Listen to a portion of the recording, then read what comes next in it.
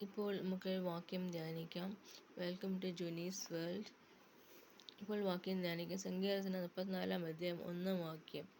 ഞാൻ യഹോവയെ എല്ലാ കാലത്തും വാഴ്ത്തും, അവൻ്റെ സ്തുതി എപ്പോഴും എൻ്റെ നാവിന്മേലിരിക്കും.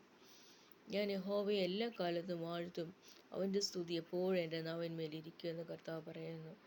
ഈ വാക്യം നമ്മൾ ധ്യാനിക്കാം. നമ്മുടെ ജീവിതത്തിൽ പല നേരങ്ങളിലും ഈ വാക്യം നമ്മൾക്ക് അനുഗ്രഹമായി തീരുന്നതായിട്ടുണ്ട്. നമ്മൾ എപ്പോഴും യഹോവയെ സ്തുതിക്കുവാൻ വേണ്ടി കർത്താവ് ആഗ്രഹിക്കുന്നു. ഇയ്യോബിൻ്റെ പുസ്തകത്തിൽ ഇയ്യോബ് ദൈവം തന്നത് നല്ലതെന്ന് പറഞ്ഞ് കർത്താവിന് സ്തോത്രം ചെയ്തു. യേശുപ്പച്ചനും സ്തോത്രം ചെയ്തു.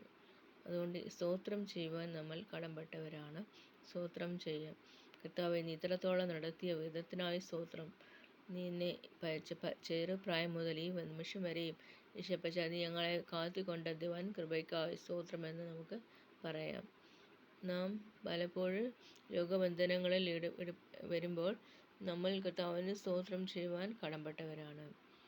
കർത്താവ് നമുക്ക് സ്തോത്രത്തിൻ്റെ ആ ഒരു സ്പിരിറ്റ് കർത്താവ് തരുവാൻ നമുക്ക് പ്രാർത്ഥിക്കാം. നന്ദിയോടെ ഞാൻ സ്തുതി പാടിടും എൻ്റെ യേശുനാഥ എന്ന ഗാനമുണ്ട്.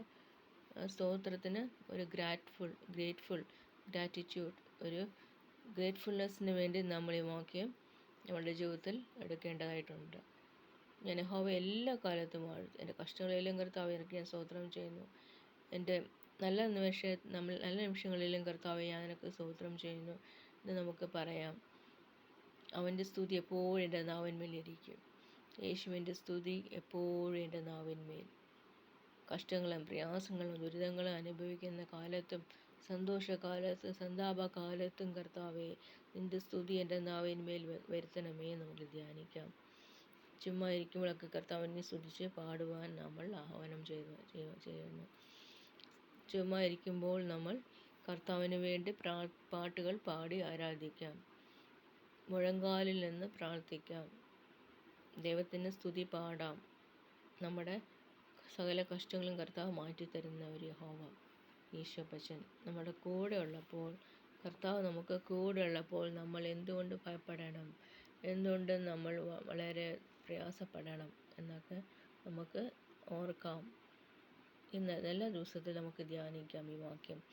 കർത്താവ്, ഞാൻ എപ്പോഴും നിൻ്റെ നാമത്തെ സ്തുതിക്കുവാൻ, കർത്താവിൻ്റെ നാമമായ യഹോവ ഷമ്മ, യഹോവ ഈരെ, യഹോവ ഷാലോം, യഹോവ സബയോത്ത് എന്നൊക്കെ പറഞ്ഞ നാമങ്ങൾ കർത്താവ് ഞാൻ എന്നെ സ്തുതിക്കുന്നതെന്ന് നമുക്ക് പറയാം. കർത്താവിനെ എന്നേക്കുമായി ധ്യാനിക്കാം. ഈ വാക്യം ഒന്നുകൂടെ ഞാൻ വായിക്കട്ടെ. സങ്കീർത്തനം 34 വാക്യം. ഞാൻ യഹോവയെ എല്ലാ കാലത്തും വാഴ്ത്തും, അവൻ്റെ സ്തുതി എപ്പോഴും എൻ്റെ നാവിന്മേലിരിക്കും. ഇത്ര നല്ല കർത്താവ് യേശുപ്പച്ചനെ നമുക്ക് സ്തുതിക്കാം. ആമേൻ.